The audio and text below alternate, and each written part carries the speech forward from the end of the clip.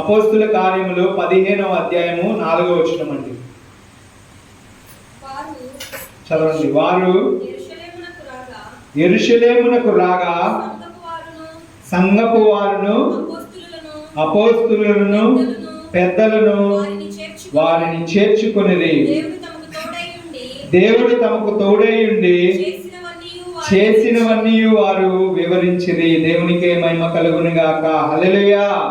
ఇక్కడ మనం చూసినట్లయితే పౌలు, బర్నబాలు వీరందరూ కూడా యూదయ ప్రాంతములో చుట్టూరు వారు దేవుని యొక్క రక్షణ గురించి అలాగనే దేవుని యొక్క మాటలు చెప్పుచున్నంటే యూదయ దేశము నుండి కొంతమంది వచ్చి వారు ఏమి చెప్పుచున్నారంటే, పాత నిబంధనను బట్టి మోషే ధర్మశాస్త్రమును బట్టి మీరందరూ కూడా సున్నతి పొందితేనే రక్షణ పొందుతారు, లేదంటే మీరు సున్నతి పొందకుండా రక్షణ పొందినా వారు ఏమి చేస్తున్నారంటే, మనము చూసినట్లయితే బాప్తీసం ఇచ్చి యోహాను అలాగనే యేసుక్రీస్తు వారు నీళ్ళల్లో ఎలాగైనా బాప్తీసమును ఇచ్చి ఉన్నారు, దానిని వారు రక్షణగా అంగీకరించడం లేదు. ఎవరంటే యూదయ ప్రాంతము వారు, ఆ యొక్క యెరూషలేము ప్రాంతంలో నివాసం ఉంటున్న వారందరూ కూడా అంగీకరించడం లేదు.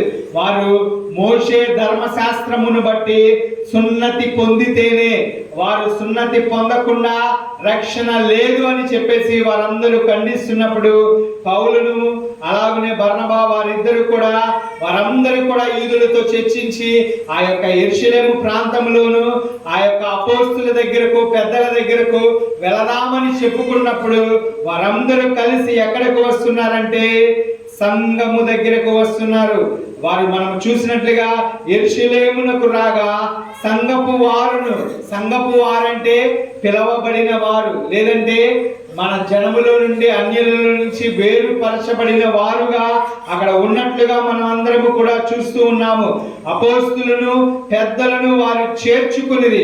అపోస్తులు అంటే దేవుని యొక్క శిష్యులుగా ఉన్నవారు.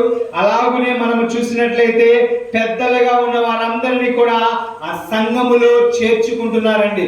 ఒక సంఘములో చేర్చుకుంటున్నారంటే సంఘముగా వారు ఉన్నారు, సంఘముగా పిలవబడుచున్నారు, దేవుని యొక్క బిడ్డలుగా వారందరూ కూడా ఉండి ఉన్నారని మనం ఇక్కడ వాక్యము సెలవిస్తుందని.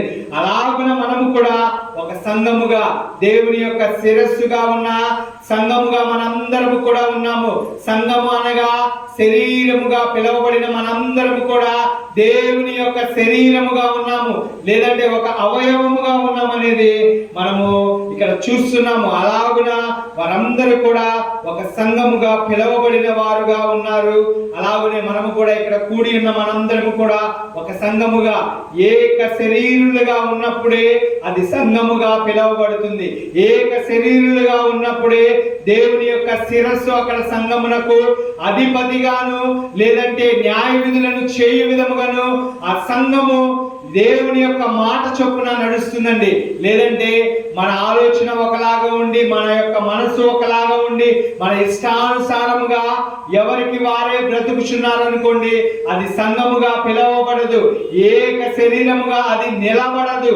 ఎప్పుడైతే మనందరము కూడా ఏక శరీరులుగా ఒకే ఒక అవయవములుగా పనిచేసే వారిగా దేవుని యందు మనందరం కూడా భయభక్తులు కలిగి, విశ్వాసము కలిగి, నమ్మకం కలిగి సంఘములో ఉండిన బిడ్డలుగా ఉండినట్లయితే మనందరము కూడా దేవుని యొక్క శరీరులుగా అనగా అవయవములుగా ఉన్న వారమే.